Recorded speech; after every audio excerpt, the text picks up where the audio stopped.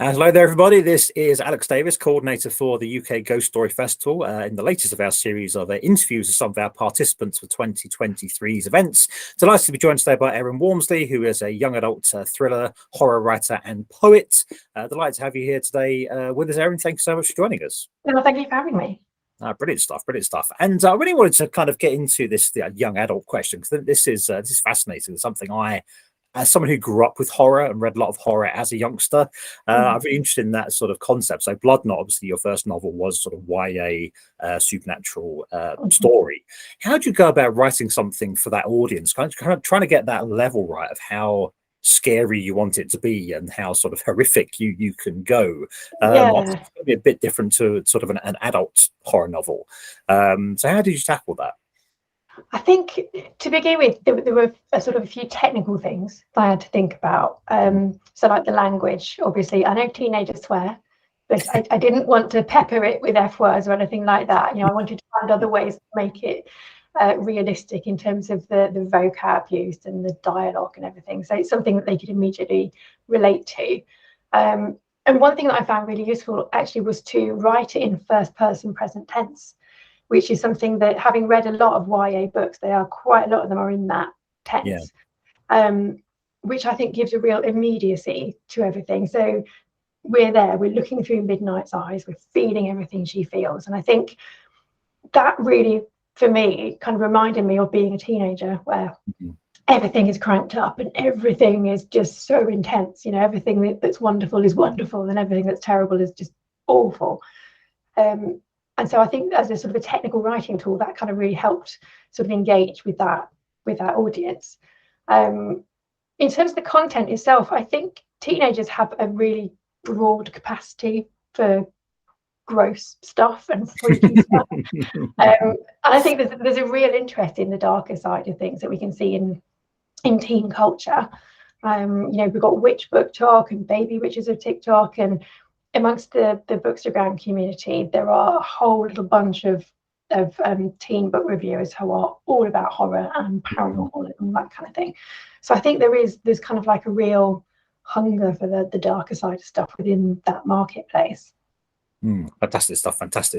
And I've got to ask as well, as someone who grew up with horror, was that something you were always interested in? Was that sort of something you started reading as a youngster, as a teenager, and is that kind of how this kind of spilled over to today? Absolutely, yeah. I mean, that's normal, right? Of course, I'm sure everybody reads horror as a teenager. But I think because in my family, I've got Cornish on one side and Irish on the other, and I think in both of those cultures, like all the creepy stuff is just part of those cultures. It's not kind of pushed to the side because it's a bit uncomfortable.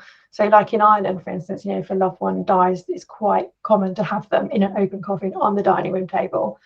And in Cornwall, witchcraft is just the old ways. It's all very alive and well. You know, there's the fantastic Museum of Witchcraft in Boscastle in Cornwall.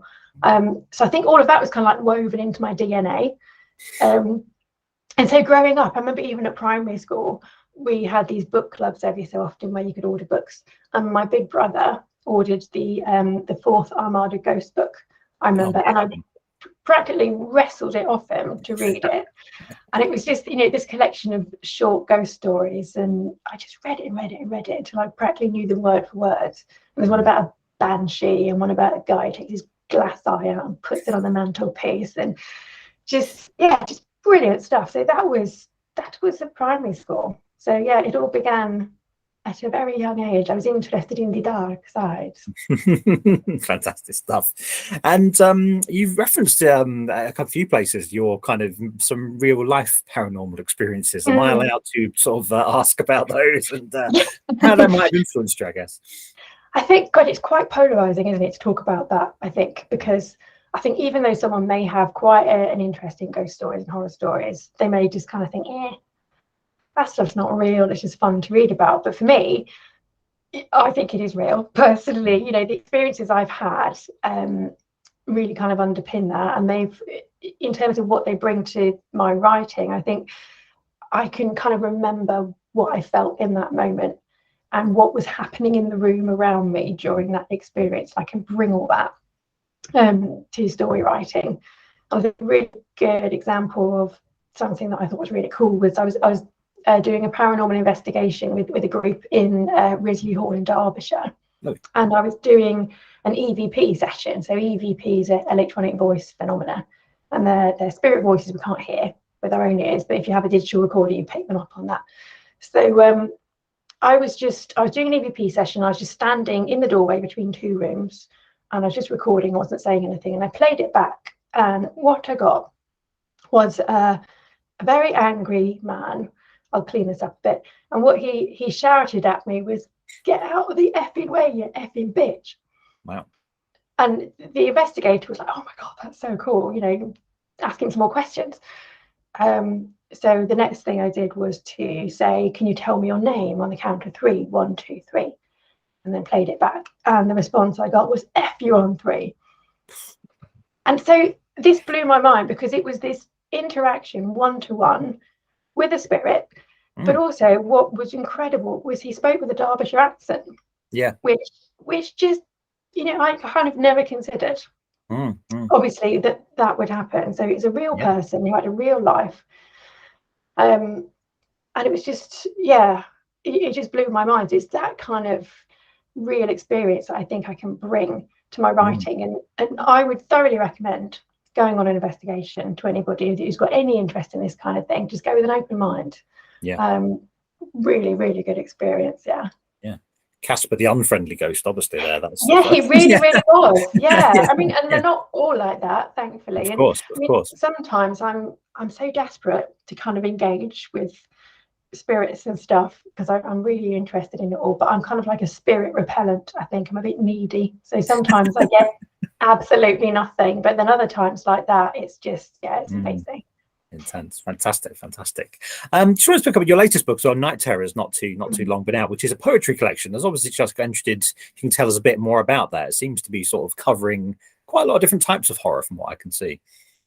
I mean, Night Terrors was really kind of a diversion for me, to give my brain a bit of a rest between novels, but to still make use of all these dark ideas and themes going around.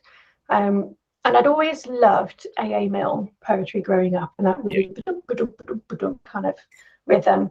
And I just kind of thought, what if I wrote poems like that, but with some really dark subject matter? So they kind of came out like really wrong nursery rhymes. So that was kind of like the thought behind it.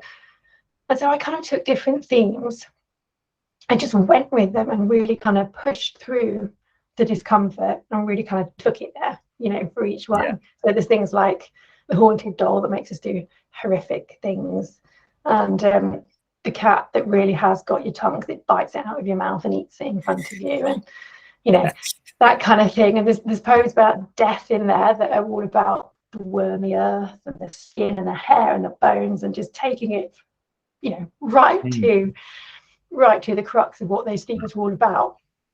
But all of it, I kind of think of them as micro stories. They're all kind of like little stories, and they're all told in this kind of verse, which just makes them even more creepy, I think. It was just brilliant fun to write. I loved it. Oh, fantastic stuff. Fantastic. Brilliant to hear. Also, we've got some poetry kind of content at the festival, so I'm a big fan of kind of gothic and spooky poetry stuff in that. So exciting stuff. Fantastic. And obviously you're with us on Sunday of Ghost Story Festival itself for a sort of a double header of workshops, where you're talking initially about sort of the self-publishing experience, and then also a bit about the marketing side of things. Can you able to tell us anything about kind of what you've got lined up and what people can expect from those sessions? Yeah, absolutely. So so the first talk is about how to self-publish, and this kind of, I wanted to kind of demystify the self-publishing process, because when I first came to it, I found it quite intimidating, because there's a lot to get your head around, and kind of a lot of uncertainty about, oh gosh, am I doing it right, and all that kind of thing. So the first talk is all about that, and about really understanding the principles of what our product is, which is our book, who our target audience is, and how to get to them. And then there's also some technical stuff about KDP, the Kindle Direct Publishing platform, how to use that, and also how to actually publish a manuscript on Amazon. So I'll be going through all the techie stuff as well. And then the second talk is about building your author brand, which is a key part of marketing as an author. And as indie authors, we are our own marketing machine. We can't rely on the publishing house. So and understanding what our own brand is as an author and what our work stands for and what it's all about is really important, because then we can use that in our messaging to really engage with the readers we're trying to get to. So again, it's going through all the principles of that, demystifying it, all about all the different horrendous social media things you can use, like TikTok and Instagram and all of that malarkey. So many options. Yes, exactly. And just really walking everybody through that, and just really kind of sharing my experiences as an indie author. Sounds fantastic. And that's so that's Sunday the festival. So that's our last day of the event. So everyone will be ready for that, and so go away really inspired and fired up. So thank you for that brilliant stuff. And thanks so much for joining us, Erin. Really appreciate that. Fantastic chat. So look forward to seeing you there at the event in February. And hopefully you'll be sending many people away feeling ready to have a go at self-publishing and give it a whirl themselves. Thanks so much for your time, Erin. Really appreciate that, and I'll speak to you again soon. Thank you very much. Thank you. Bye.